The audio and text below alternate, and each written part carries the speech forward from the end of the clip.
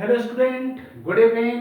मैं डॉक्टर सुरेंद्र कुमार। आज हम लोग अंतर्राष्ट्रीय आतंकवाद पर चर्चा करेंगे कि अंतर्राष्ट्रीय आतंकवाद है क्या। चलिए मैं देखता हूं कि अंतर्राष्ट्रीय आतंकवाद क्या है। इस पर हम लोग चर्चा करते हैं कि आज विश्व जो है, आज विश्व क्षितिज पर आतंकवाद प्रलयकारी मेघ की भांति उमड़ दुमड़ रहा है। यह विश्व के लिए परमाणु युद्ध से भी अधिक भयानक है।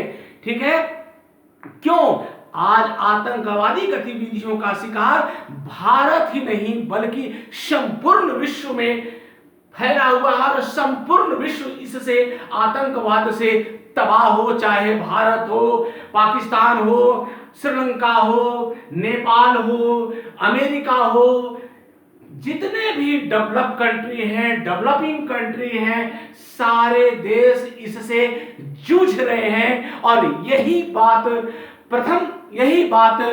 प्रथम chief air marshal Arjun Singh ने कही थी। क्या कही थी अर्जुन सिंह ने? क्या कही थी? उनका कहना था कि जब दो पड़ोसी पाक एवं चीन के पास बम है, उनका कहना था, अर्जुन सिंह का कहना था कि जब दो पड़ोसी अर्थात भारत के जो दो पड़ोसी हैं, पाकिस्तान और चीन के पास बम है, तो हम अपने आप को कभी सुरक्षित महसूस नहीं कर सकते।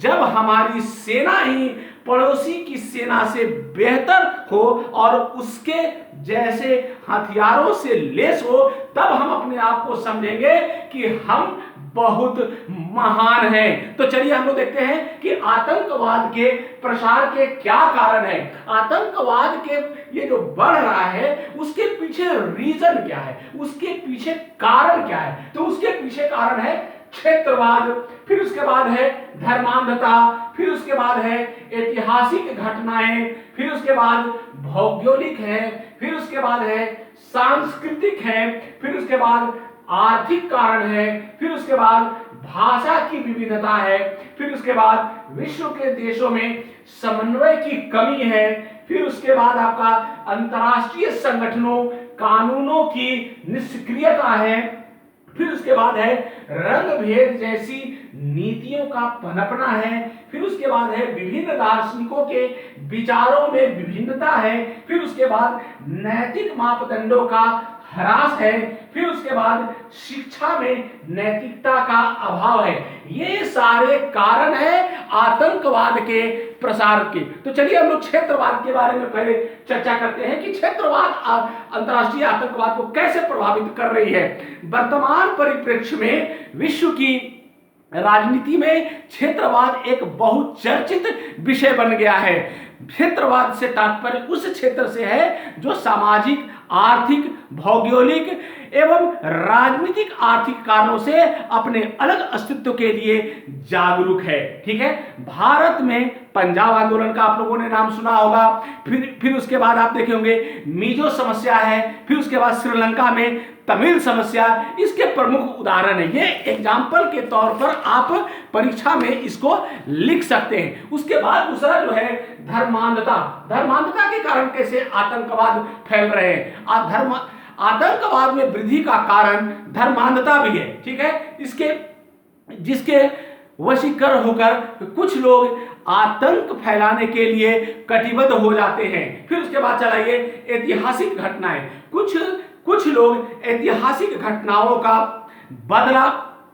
बदला रूप प्रस्तुत करके आतंकवाद को ये बढ़ावा देते हैं। ठीक है, फिर आप चलाइए भौगोलिक स्थिति। भौगोलिक कारण क्या है? भौगोलिक एवं जनसंख्या की दृष्टि से विशाल राष्ट्र अन्य राष्ट्रों पर अपनी शक्ति का क्या कर देते हैं? प्रदर्शित करने का प्रयास करते हैं। फलस्वरूप आतंकवाद को क्या मिलता है? सहारा मिलता है। ठीक है, उसके बाद संस्कृति है। ये संस्कृति है, इससे कैसे आतंकवाद का क्या होता है? विभिन्न स्थानों पर विभिन्न संस्कृति परंपराओं का होना भी आतंकवाद के लिए उत्तरदायी कारण बन जाती है, क्योंकि अपनी अपनी संस्कृति पर गर्व करके दूसरी संस्कृति पर तीखा प्रहार किया जाता है। फिर उसके बाद चलाइए आर्थिक कारण भी आतंकवाद का, अंतर्राष्ट्रीय आतंकवाद का बहुत बड़ा कारण हो जाता है। क्या है? आतंकवाद को बढ़ावा देने के लिए आतंकवाद को बढ़ावा देने के लिए आर्थिक कारण भी कम नहीं है।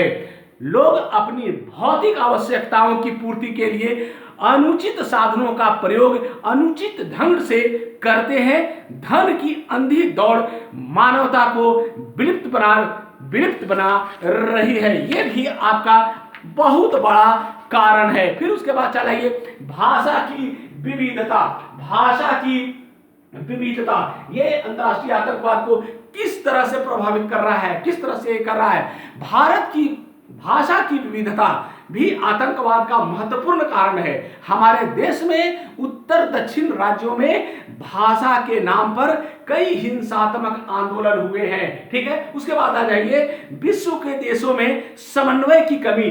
विश्व के देशों में समन्वय की कमी ये भी बहुत बड़ा आपको आतंकवाद का कारण है। ठीक है, क्या है? विश्व के अन्य देशों में समन्वय की कमी। आज विभिन्न देशों का अलगाववाद आतंकवाद के लिए उत्तरदायी कारण है। ठीक है, क्यों?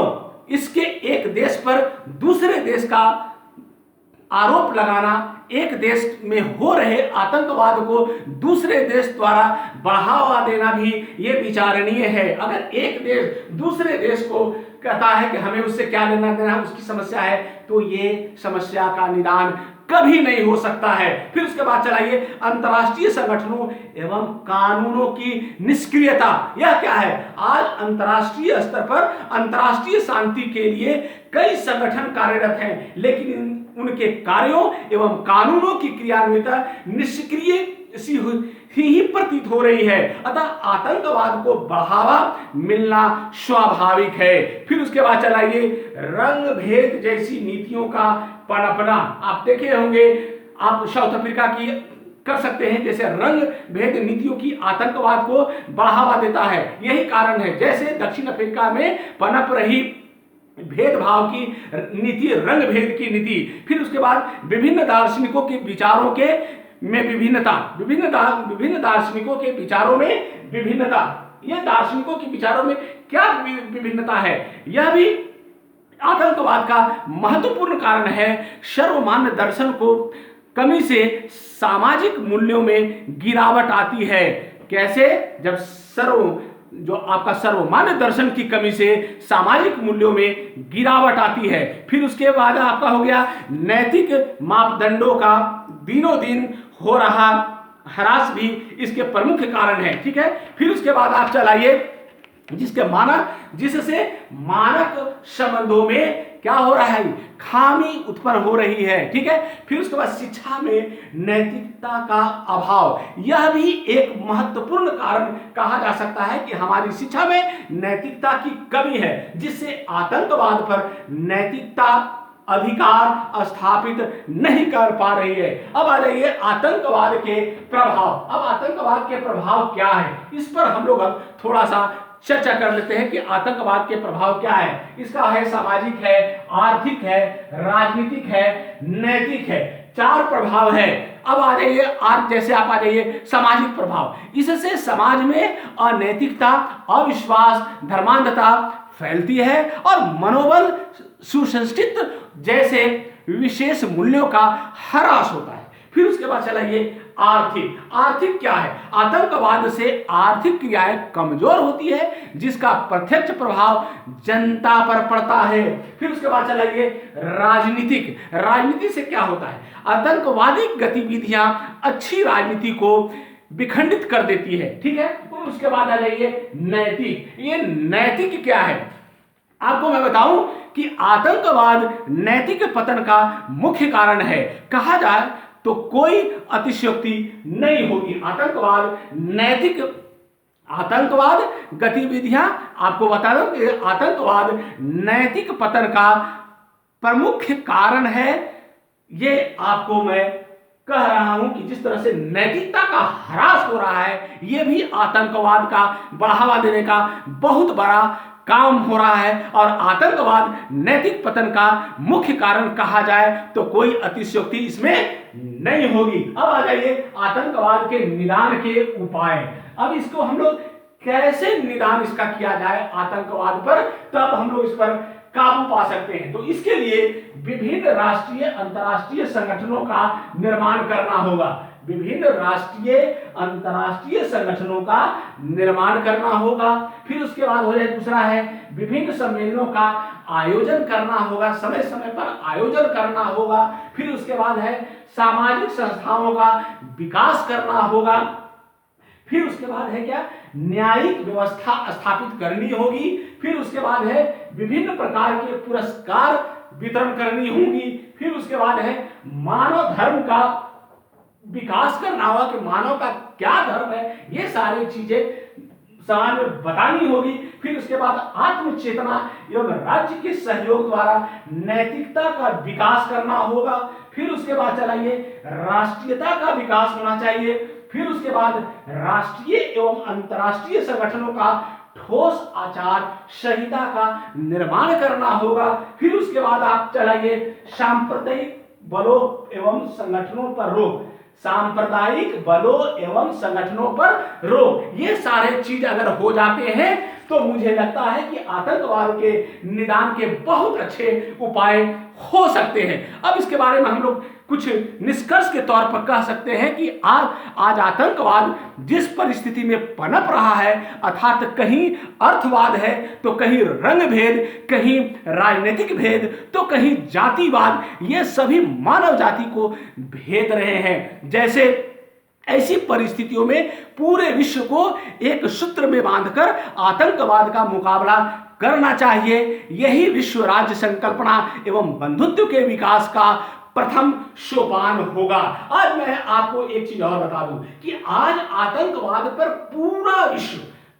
पूरे विश्व, इस धरती पर जितने भी आपको देश हैं, सारा इससे त्राही कर रहे हैं और सबों को एक मंच पर आकर आतंकवाद पर चर्चा करनी चाहिए कि कैसे आतंकवाद समाप्त हो। ये सारी चीजें जो बताई गई है, अगर ये सारे चीज किए जाते हैं तो आतंकवाद पर हम लोग काबू पा सकते हैं। तो परीक्षा में अगर आतंकवाद से संबंधित आपको अंतर्राष्ट्रीय आतंकवाद से संबंधित प्रश्न पूछे जाते हैं तो आप इसका जवाब टू द पॉइंट आप लिखते हैं तो आपको बहुत अच्छा नंबर आएगा।